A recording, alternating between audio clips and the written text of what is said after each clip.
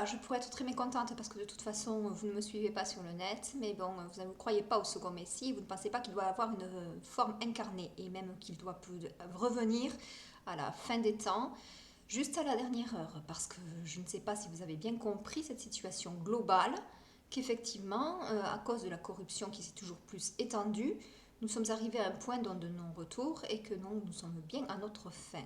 Fin du monde, du système babylonien comme dans l'Apocalypse, ou fin de l'espèce humaine. Ou peut-être les deux à la fois, qui sait. En tout cas, moi j'ai commencé le jugement général. Le jugement général de Babylone la Grande. J'ai déjà fait plusieurs topos, dont le topo numéro 2 qui renvoie à ce que c'est que Babylone la Grande. Pourquoi? Parce qu'autrement elle est enfermée dans le symbole, dans l'image, c'est ce que je reproche au genre humain. Grosso modo, de ne voir que la vie spirituelle à travers des symboles. Une liturgie classique comme la scène, quand on va à la messe, c'est peut-être intéressant à vivre, mais qu'est-ce que ça veut dire? Revenir au sens parce que c'était là que se situait, normalement aurait dû se situer la religion et la dimension transcendantale du rapport de l'homme avec cet au-delà que nous ne comprenons pas, qui peut être derrière la mort, mais qui peut être aussi l'au-delà dans une perception plus céleste, plus élevée. Donc voilà, c'est un peu ce que j'essaye de faire depuis quelque temps. Mais en fait, j'ai l'impression que vous ne voulez pas de Christ incarné et surtout pas de femmes. Mais pourtant, les femmes existent. Les femmes existent et elles ont une dimension spirituelle. Si l'alpha est le principe mâle, qui vous dit que l'oméga n'est pas le pôle féminin, pourquoi tant de rejet? Bref, je reviens sur Jugement général de Babylone la Grande, partie 4, les travailleurs de la terre. Dans le topo numéro 2, Jugement général, description du code Hammurabi. Je l'ai déjà fait, vous n'avez qu'à aller voir.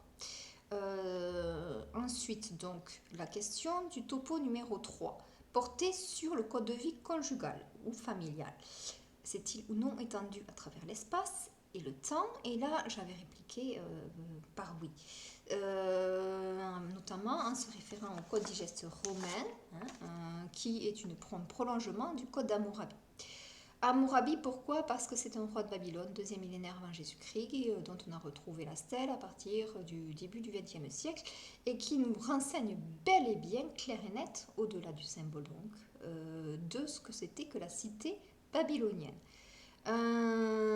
Bon, les traitements des paysans, enfin plus exactement, paysans, c'est quoi? C'est vient du latin pagus qui veut dire attaché au pays, et c'est aussi donc les travailleurs de la terre.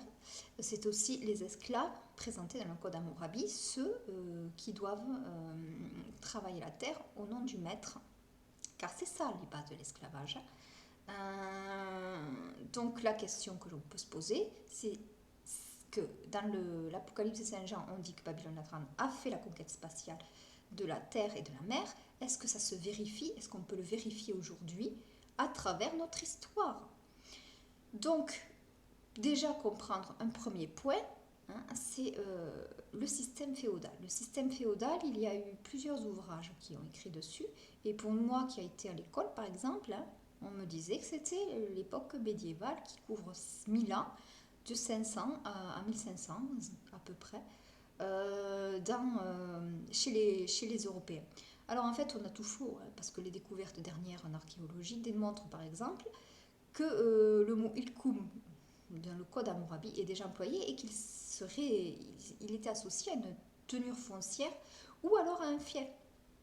Tout simplement, puisque c'est la propriété, la concession privée sur laquelle s'installe le maître. Donc, ça voudrait dire quoi? Que du coup, notre système féodal est peut-être le seul système au monde que nous ayons connu. Soit 4000 ans d'histoire, au moins 2000 ans avant Jésus-Christ, Code Hammurabi, 2000 ans après, ça fait 4000. Bon, ça demande de faire une sérieuse révision et je suis même pas sûre qu'on vous l'enseigne à l'école.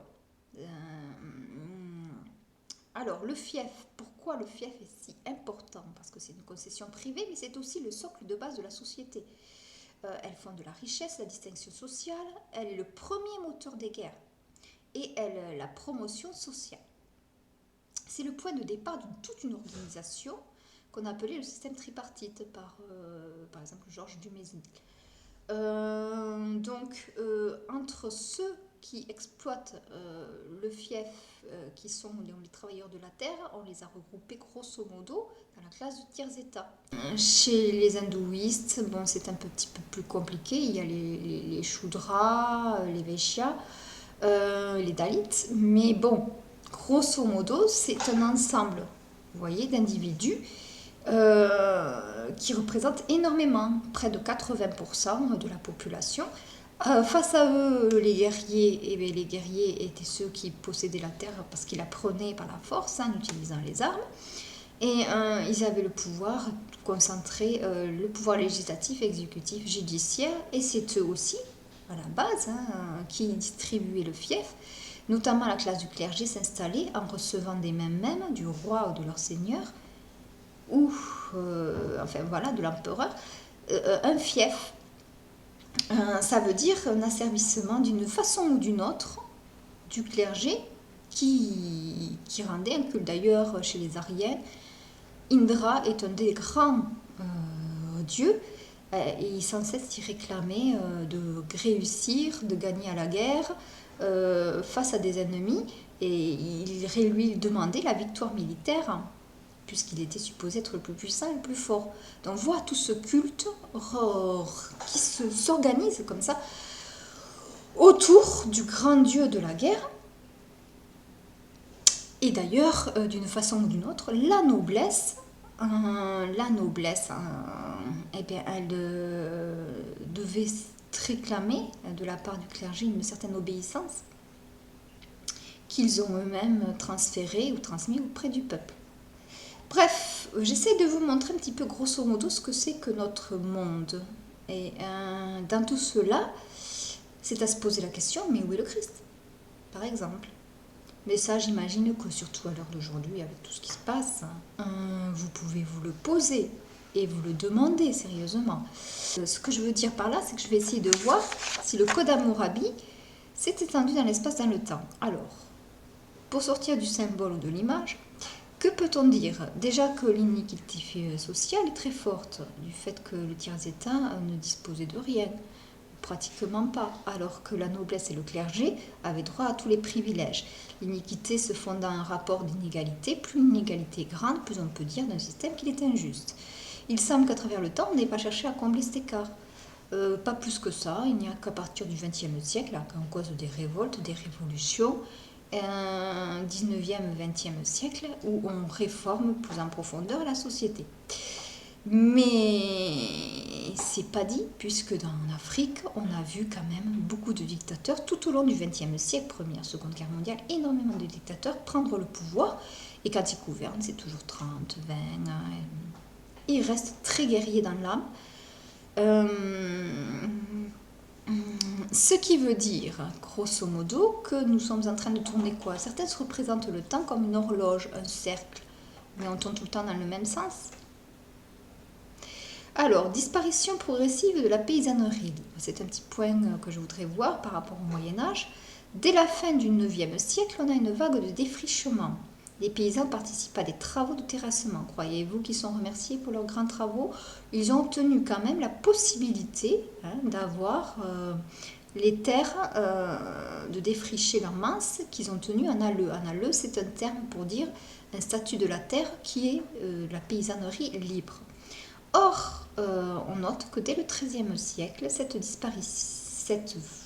catégorie de paysans disparaît progressivement, notamment avec l'exemple des paysans guerriers de Collerette. Les paysans libres, dans l'exemple de Collerette qui a été découvert donc, par des historiens et des archéologues, avaient la possibilité de faire plusieurs activités. Ils ne se contentaient pas de travailler 10 heures par jour ou un grand nombre sur la réserve seigneuriale. Ils étaient aussi artisans, ils étaient aussi joueurs, ils étaient aussi musiciens, et ils pouvaient également utiliser les armes, les fabriquer eux-mêmes certainement, et les utiliser avec une petite cavalerie. Or, ces paysans-là disparaissent. Pourquoi?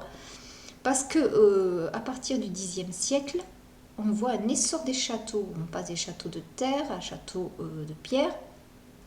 en sachant que les châteaux de pierre se sont fondés à partir de l'esclavage des paysans eux-mêmes, hein, qui étaient réquisitionnés pour ce type de travaux.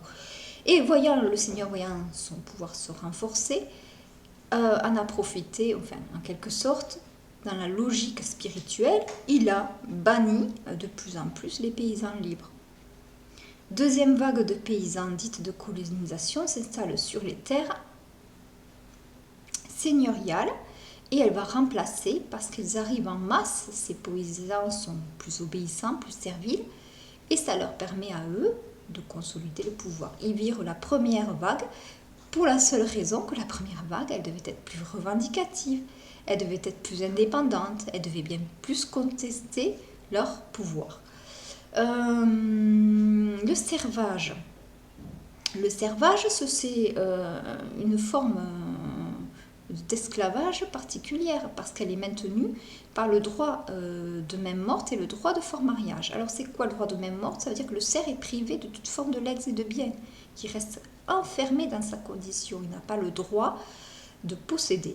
Alors rappelons que c'est une société fondée sur le pouvoir du capital. On parle de capitalisme au cours des derniers siècles. Moi je vous dis que le système féodal, la terre prise en concession privée, c'est déjà du capital. Or, le serf n'y a pas le droit. Le droit de fort mariage, union des serfs uniquement dans leur sœur caste. Du coup, on a bien un enfermement. Dans l'Antiquité romaine, possibilité un petit peu d'affranchir du côté des maîtres. Il doit y avoir quelques exemples. Or là, on a comme un durcissement du côté des serfs, alors que paradoxalement, si on se situe au niveau éthique, eh bien, ils ne sont pas du tout récompensés. Ils ont plus de travaux à faire. Entretien des routes, pont chaussées, creusement de canaux, entretien des fosses du chasseau, ou alors même participer donc aux travaux d'édification. Ça veut dire qu'on tourne là. Je ne sais pas si vous comprenez un petit peu le cercle vicieux que je suis en train de vous montrer. Mais bon, quoi qu'il en soit, le servage, c'est une forme d'esclavage plus dure encore que dans l'Antiquité, avec plus de travaux à faire et moins de considération sociale. Après, je voulais aborder un autre point, l'accablement des paysans par les taxes. Les taxes en France, par exemple. Prenons notre grand pays. La série d'impôts fixes sous le Moyen-Âge, je suppose que tout le monde la connaît, dîmes, tailles, champard, essence. Peut-être que d'autres connaissent moins les banalités, c'est-à-dire toutes ces taxes appliquées aux outils collectifs, qu'étaient le moulin, le four, le pressoir. Par exemple, donc, même pour se nourrir, ça veut dire, il fallait aller à la... Il y a une conception, une organisation spatiale bipartite. Alors d'un côté, il y a les tenures, hein, là où vivent le paysan, et puis de l'autre, il y a les réserves, parties que le paysan doit exploiter, hein, voilà, pour le seigneur. Hein. Et en delà de ça, vous avez donc une série de petits outils collectifs, moulin, four, pressoir, à la différence près que c'était encore payant. On ne vous donne même pas cette gratuité pour pouvoir vous nourrir, alors que tout ce que vous travaillez, la récolte va essentiellement au seigneur. Hein. Alors, ajoutez à cela, et là vous devez peut-être moins le connaître, toute la série des taxes plus ou moins marginales appliquées d'une seigneurie à l'autre. Alors, la liste est assez impressionnante. Vous avez le vingtaine, le fourrage, le civrage, le cartelage, le minage, ou le sterlage, ou le gélinage, l'afforage, ou le bain-vin et le bordelage. Bon, alors c'est quoi? C'est des taxes appliquées, encore une fois, sur des denrées, comme le gélinage sur la volaille, le bain-vin sur le vin. Cette liste est impressionnante par son étendue et elle montre là encore le caractère arbitraire et avide du pouvoir seigneurial, qu'il n'y a pas de limite. L'alignement, ensuite on observe l'alignement du système fiscal royal sur celui du seigneur. Ça c'est peu gênant si on croit que le roi va contrebalancer, vous savez, la balance. Et que par souci de justice, comme ça il voudrait éviter de creuser trop d'inégalités, plutôt que de les renforcer, il décide de les combler. Eh bien j'ai la réponse, il les renforce les inégalités. Il les creuse davantage. Pourquoi? Parce qu'au XIVe siècle, il y a les gabelles et la taille qui intègrent la fiscalité permanente. Les aides dont la création remontait au XIIe siècle, qui étaient affectées d'abord aux vassaux pour des raisons militaires, deviennent des prélèvements sur l'ensemble de la population. C'est là encore une fois, comme pour le silurage, le cartelage, minage, sarlage, gélinage, afforage, brodage, etc. Ce sont des taxes sur des denrées alimentaires. Voilà, le paysan, moi je comprends pas comment il fait tout ça, hein. Quand il a un petit peu qui récolte pour lui, il y a toute une série comme ça d'impôts qui le pressurisent, qui lui pompent un petit peu ce qu'il gagne, s'il parvient à gagner quelque chose. Ça devait être... alors bon, j'imagine, vous allez me dire, ça c'est ce qu'on voit, ce qu'on récupère des livres et des connaissances manuelles, mais que par contre, dans la vie réelle, ça s'appliquait pas tout à fait pareil. Autrement, il y en aurait plein qui seraient morts de faim. Mais ce que ça révèle, et en quoi c'est révélateur, c'est que le Seigneur a développé le système fiscal de son côté et que le roi a fait pareil. Et oui, il s'aligne par tendance, ou tout simplement parce que, je ne sais pas moi, il y a un tel mépris des paysans. En tout cas, au XVIIe siècle, légalisation de la capitation. C'est quoi la capitation? C'est l'impôt par tête, sous Louis XIV. Alors, les aides, les tailles qui deviennent intègrent la fiscalité permanente, plus la capitation qui est créée au XVIIe siècle. Pour quelles raisons, quel motif? Eh bien, tout simplement, les guerres. Les guerres, quand on les finance, elles assèchent les caisses du royaume. Donc, du coup, au XIVe siècle, la guerre de Cent Ans, les nobles font la guerre, et ensuite, au XVIIe siècle, la guerre de la Ligue d'Augsbourg. Voilà, alors la conclusion, elle tombe sous le sens. Nous avons plutôt respecté le code Hammurabi, un peu trop d'ailleurs, hein, puisque nous l'avons entendu renforcer.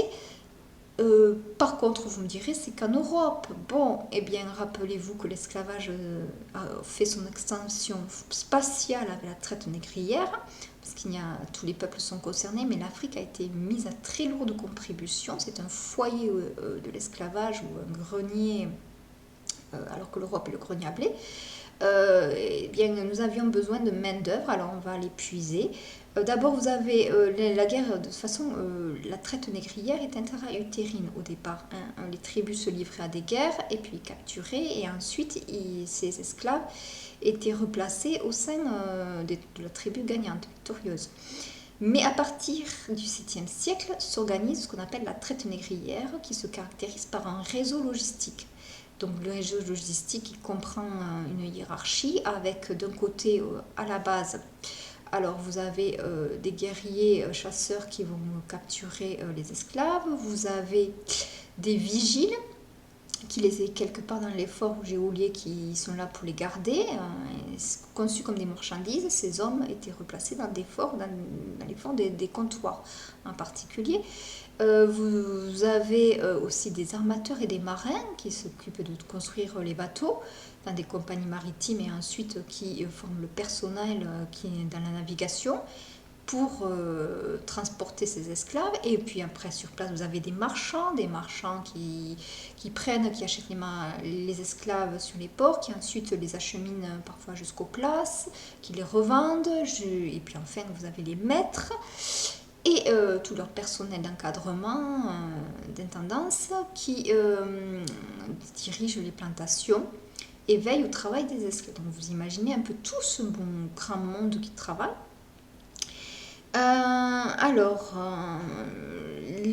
Le réseau logistique, il a commencé, semble-t-il, au Pays des Anges, point de départ de la traite, localisé sur la côte orientale, entre le Mozambique, la Tanzanie, le Kenya, la Somalie. C'est un premier réseau où l'on expédie des esclaves qui vont vers où? Alors, au départ, puisque ce sont les Arabes, c'est pas l'Europe qui est visée, c'est ceux qui les reçoivent, les Mésopotamiens, la Mésopotamie, donc la Perse, l'Inde, jusqu'en Chine. Les Chines aussi se sont approvisionnés auprès de ces réseaux de marchands arabes. Et ce serait une traite qui se serait étendue principalement entre le 9e et le 14e siècle. Après, vous avez la colonie, enfin, il faut savoir que plein de marchés d'esclaves ont lieu au Mali, au Soudan, l'Éthiopie. Mais ensuite, vous avez la colonisation de l'Amérique du Sud. Au XVIe siècle, les Européens avaient commencé avec les Portugais au XIVe. Mais le commerce triangulaire se forme au XVIe. Et donc là, vous avez une extension spatiale, puisqu'il faut approvisionner en main-d'œuvre l'Amérique du Sud, qui est l'Afrique de l'Ouest, le deuxième pivot central de la traite, après l'Afrique de l'Est.